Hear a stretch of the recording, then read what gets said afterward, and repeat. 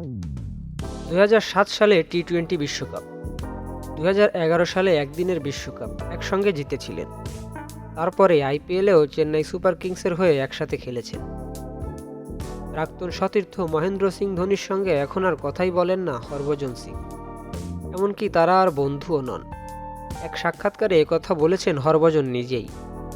ভারতের প্রাক্তন off spinner বলেছেন, ধোনির সঙ্গে আমি কথা বলি না।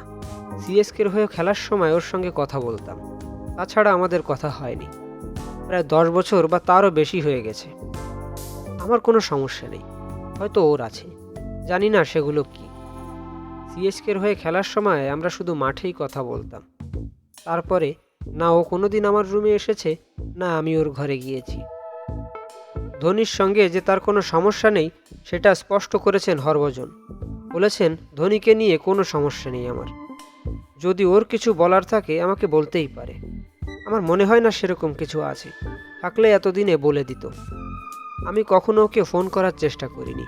এসব ব্যাপারে আমি একটু আবেগপ্রবণ। যারা ফোন ধরবে শুধু তাদেরকেই ফোন করি। আমার কাছে অত সময় থাকে না। যারা বন্ধু শুধু তাদের সঙ্গেই যোগাযোগ রয়েছে। কোনো সম্পর্কই একতরফা হয় না। যদি আমি আপনাকে সমীহ করি তাহলে আপনাকেও করতে হবে।